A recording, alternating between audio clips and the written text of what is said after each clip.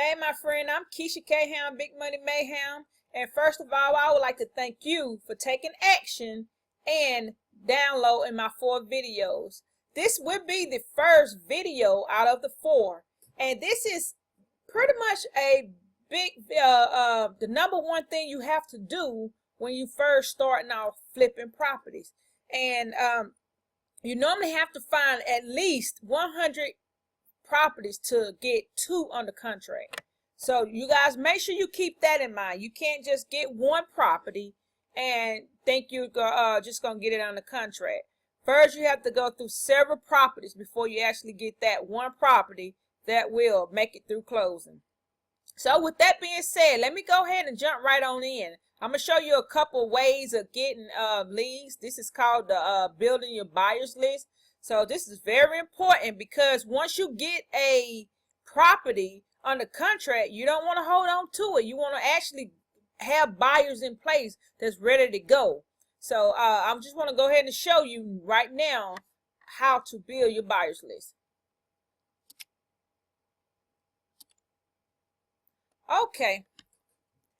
As you all probably know already, or if you don't know, I have developed a real estate training course, and most of my students, they have this information. I actually highlighted this out. I didn't want to show up too much information, but you know, this right here, this spreadsheet right here, these are like websites that you can go on and actually get buyers and sellers for the properties that you have. And just like Highland Classified, this one doesn't work anymore. That's why I had that highlighted in red. And ad post and property clusters. So you could go right here and look on the side. You know, they have some free listings and free trials for a certain period of time. And you could actually just go in there and just get as many leads as you can. But I want to show you guys one important way to get some leads. This is on LinkedIn. This right here, it shows you how to actually, what to actually type in once you get logged on to LinkedIn. So I'll show you guys in a few minutes, but right here, it will tell you to put apartment investor seeks deals, or apartment professional network from apartment home living. And reason why I have this right here, because you can also flip apartment buildings. You don't have to actually have to flip houses.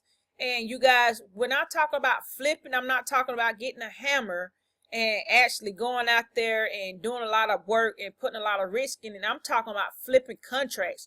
You're actually just flipping paper, you know, finding the seller, finding the buyer, and then they give you a founder's fee just for put the buyers and sellers together. So that's what I mean about where you actually assign the contract to another investor or a landlord, whomever. And that's what I mean flipping contracts. We're not actually flipping properties, we're flipping contracts. So that's why it's so easy to actually flip apartment buildings as well. And one thing you have to know, there is an illegal way of flipping contracts. You have to have equitable interest in the property. What I mean by that is you have to have the property under contract. You cannot market this property without having it under contract. You can't market it to other investors or whomever is interested in the property. So that's one important thing, guys. You have to have this property, any property that you have to have it under contract. So I had to just tell you guys that. So let's get back to LinkedIn.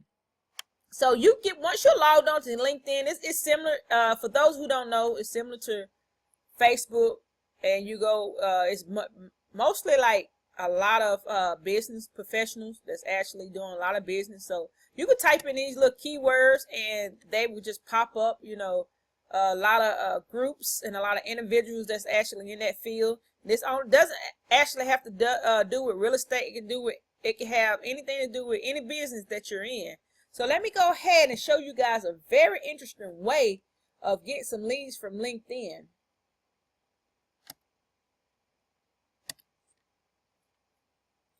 Go ahead and log on in.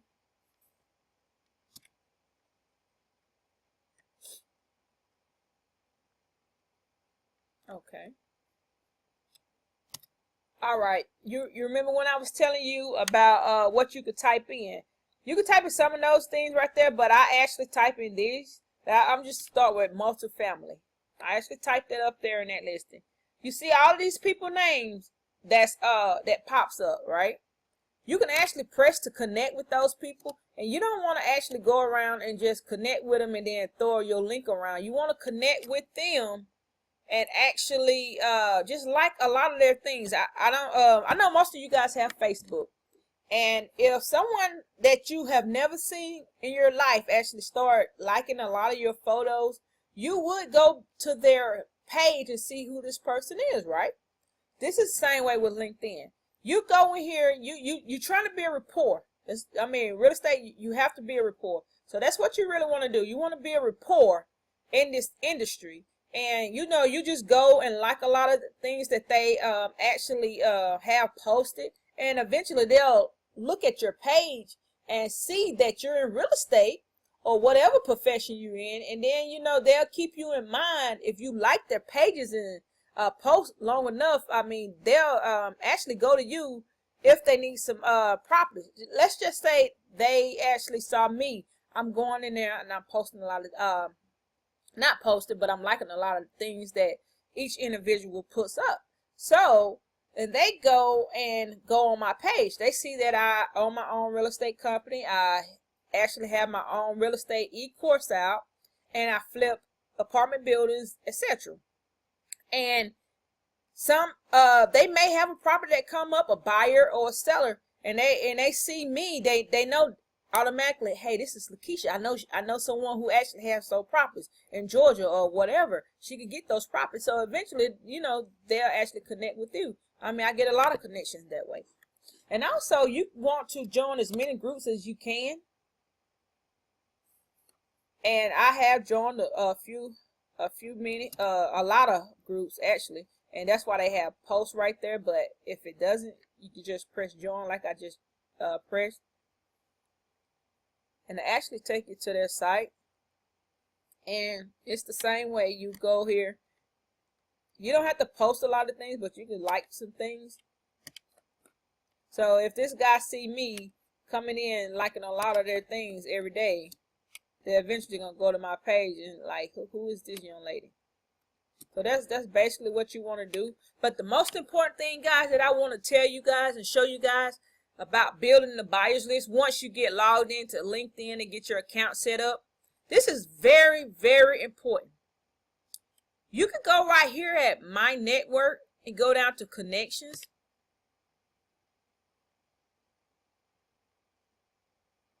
You see that I have a little over 1,900 connections, right? These are all the people that's in my connection. What I can do, and most of them are always there, they're in real estate. What I can do is export all of those connections into a spreadsheet. Okay, I have to verify. Hold on 1 second.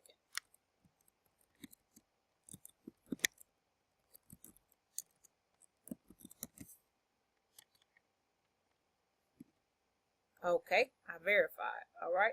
You guys see that came at the bottom. So what it does, it comes up as a spreadsheet. And I have over 1,900 people in my network. So that's 1,900 people that I can send my leads to. And that's one easy way to get some leads for free if you want to. So that's it about LinkedIn. And it's another thing. You can actually, we could have typed in distressed asset buyers and sellers. We could do that in LinkedIn. So, and you see that all of this is free. Every last one of them is free. So you can actually go on Craigslist.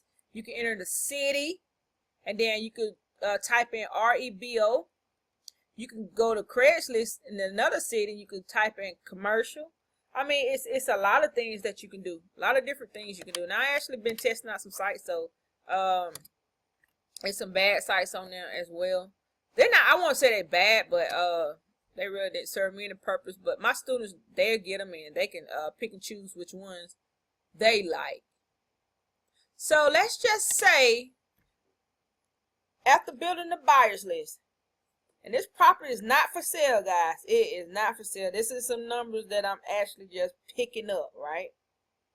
I just put those numbers in there, and this house is just not for sale. Let's just say that we actually found a property from one of the buyers. They emailed us this property. And it is 7250 Cornell Road, Fairburn, Georgia, 30213. And normally when people send you properties, they'll have the asking price.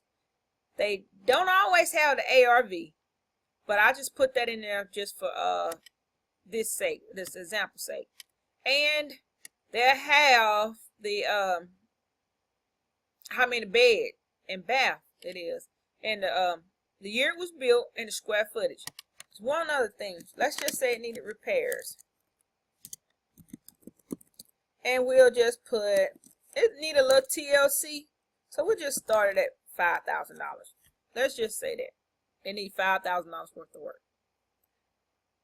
And first thing you want to do is you want to see if this is a good deal. And on the next video, I will show you a free website you can go on to see if this is a good deal, because you want to know the MAO, the maximum allowable offer. You want to know how much this house is, the ARV is actually, what the ARV actually is.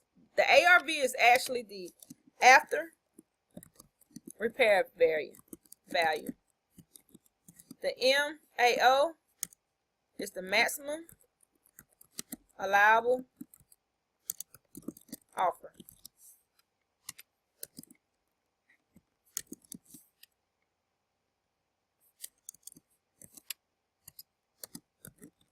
So in real estate, we also, you guys, we use a lot of abbreviations.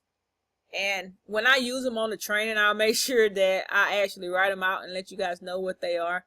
And if I don't, please email me and let me know if you have any questions. And I'll make sure that I actually email you back and let you know that what abbreviations they are and what they stand for and what we use them for in real estate. Just in case I forget. So I just want to let you guys know that. So you want to know the ARV and the MAO of any property that you have. And you don't want to waste a lot of time doing a lot of paperwork and everything, and it's not a good deal. So on the next video, I will show you guys how to find the ARV and the MAO. My name is Keisha K. Ham, Big Money Mayhem. If you guys have any questions, make sure that you reply to the email that I sent you, and I will answer any question that you may have. Thank you, and I'll see you on the next video.